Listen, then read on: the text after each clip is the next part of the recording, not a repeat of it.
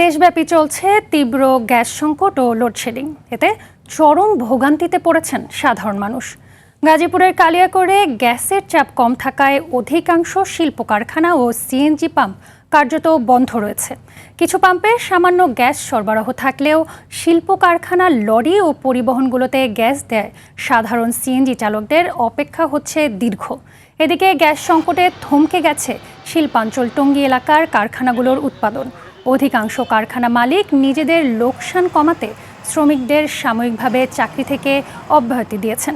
এতে বেকার হয়ে পড়েছেন হাজারো শ্রমিক।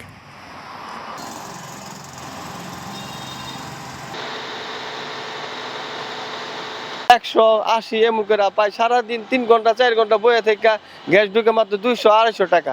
এইভাবে তো গাড়ি গুড়ি চালানো সম্ভব হচ্ছে না। সব জায়গায় কি অবস্থা, এক জায়গায় তো কালিয়াকৈর ডিস্ট্রিক্টের মধ্যে লরি মরি লাগে তো গ্যাসে কোনো প্রেশার পাওয়া যায় না। গ্যাস তো সীমিত অপারে হালকা পাতলা কোনো চলা লাগে, একবার নিলে মনে করেন যে আর সারাদিন চলা যায় না, 2বার 3বার লেও লাগে।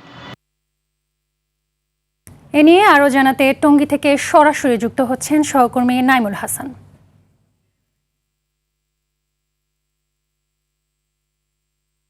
নাইমুল, গ্যাসের চাপ কেমন দেখছেন আর শিল্প কারখানার বর্তমান পরিস্থিতি জানাবেন।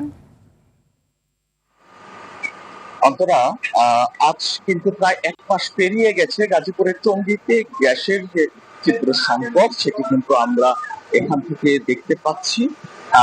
গাজীপুরের টঙ্গী শিল্পাঞ্চল পরিচালনা করতে প্রতিদিন 65 মিলিয়ন ঘনফুটের গ্যাসের প্রয়োজন আছে, কিন্তু তার বিপরীতে কিন্তু আজ 31 মিলিয়ন ঘনফুট গ্যাসের চাপ রয়েছে। আজ কিছুটা যানবাহনে গ্যাস চালিত যানবাহনে কিন্তু গ্যাস দেওয়া সম্ভব হচ্ছে বলে জানিয়েছেন সিএনজি পাম্প মালিকরা। তাছাড়া কিছু কারখানায়ও কিন্তু উৎপাদনের ক্ষেত্রে উৎপাদন ব্যাহত হচ্ছে। আমরা এই মুহূর্তে দাঁড়িয়ে আছি একটি সিএনজি পাম্পে।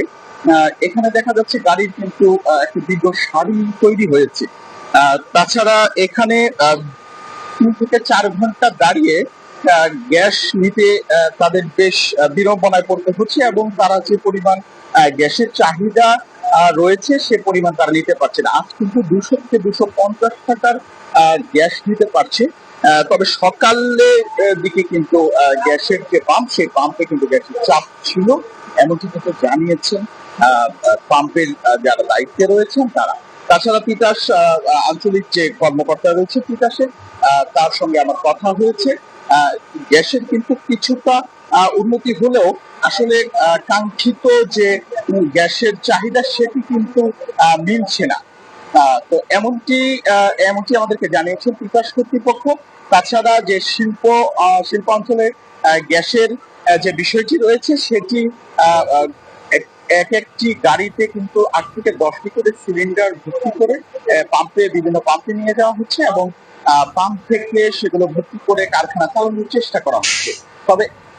তবে এতে কিন্তু লোকসানের মুখে পড়ছেন কারখানা মালিকরা।